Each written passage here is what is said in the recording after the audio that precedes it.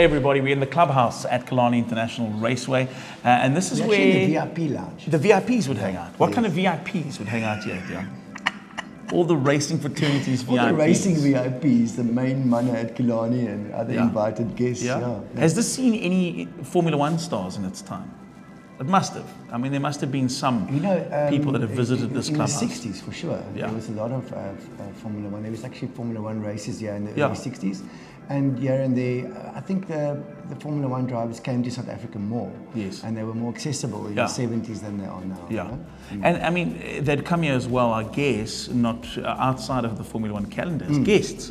They definitely have seen many guests that have been here. I think they weren't so busy, and also when they travelled, they tended to stay around longer in places. You know? They just weren't, just so well known. Exactly. You know, they just weren't so well known outside of the racing fraternity. You know? What memories do you have as a kid of this This lounge? space has changed so much. Yeah. This lounge was only built when I was probably in my 30s, or even probably my 30s. Okay. So I don't. You don't have. But as a kid, the clubhouse over there. The original clubhouse. Yeah, back that was the place where we all ran around and caused trouble. You know, the circuits in the 70s were it was very free. Yeah. You could just literally be anywhere almost. Yes, Get onto get see anybody to cars. going to pits, do what you wanted to do around a track. Speaking of tracks, obviously Formula One season is a go.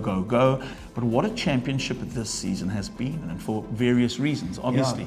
I think the Formula One cars and the racing is the best it's ever been. Yeah. I'm a big Verstappen fan, but I'm also a Hamilton fan, and I think the cars are lending themselves to close racing and so on. And so even though Verstappen's dominating the season somehow, it's still quite interesting and exciting. It is, But disappointed with Leclerc that he's not actually. Well, let's just stop it there and say disappointed with Ferrari, I think. Yeah, but he's also made some errors. You know? And when you're a superstar driver, you start manipulating the team to suit you as well. Got you. So you start being in control of the team. The team, sure. Not just you the call the driver. shots. Yes. Yeah. And well, everyone's obviously done it. Schumacher was able Senna, to do that. Schumacher. Hamilton to an extent. And obviously maybe Verstappen as well, I don't know. But you know, so there's something lacking at Ferrari. Got you. Which is unfortunate because they're clearly not going to win the World Championship this year, in spite of having perhaps the best car and one of the best drivers. Actually, two of the best drivers. Let's talk a little bit about that. I mean, I mentioned one name, you mentioned a couple of names of drivers who were really instrumental in car setup. I mean, the reason that they dominated the team as such, and they were heroes in the team, was because they could look at the car and go, I need X, Y, and Z, and the right people to do it were, and you mentioned the Schumacher, who would be meticulous in telling you who the right person was and knowing the car inside out. I think there's something about the ability to withstand the pressure of being in Formula One. So you must understand, before Formula One, there are people that win. I was reading an article about Stoffel van Doorn, and there was a guy called Jan Magnussen, Kevin Magnussen's father. They were absolutely brilliant in the junior series. But when you're in junior series, there's no pressure. Nobody knows about you really. Nobody's watching you. It's just in the immediate circle that you're in. Yes. And everybody will say, this guy is so good. But when you get to Formula One, it's like a step up. And suddenly everything changes. The whole world knows who you are. Instead of reporting maybe to, say, 20 engineers or 10, you're reporting to 1,600. And you become a superstar, you're earning stupid money. And the whole thing changes. And you must also understand that, let's say I'm winning all the junior races and you win all the junior races. Sure. And that guy wins all the junior races. Now we're all in Formula One together. Got you. We're all champions. And now it's very difficult. Sure. Because when on your way up, you're beating people that are not that good. Sure. So you can dominate. So if you look at say a school sport, in your school you're the fastest runner.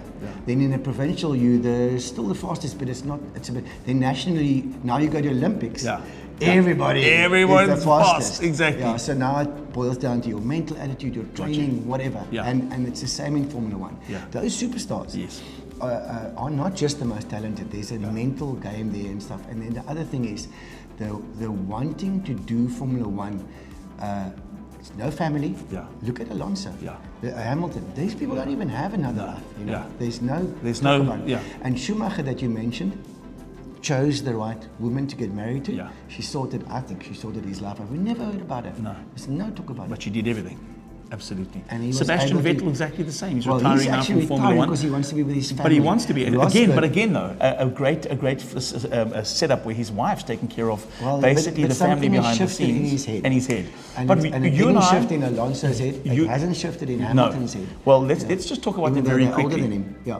You had something very interesting many years ago that you said to me about a corner. Going into a corner when you're Michael Schumacher as a dad versus Michael Schumacher as not a dad. And you were talking about flat out racing. And do you remember that? We had this conversation. Just tell everybody what the difference is when you become a family man and you're still competing at Formula One, for example. I think there's a I think there's a willingness. I don't want to say a willingness to die, but there's a risk element that Sure. but it's when you get a family, Yeah.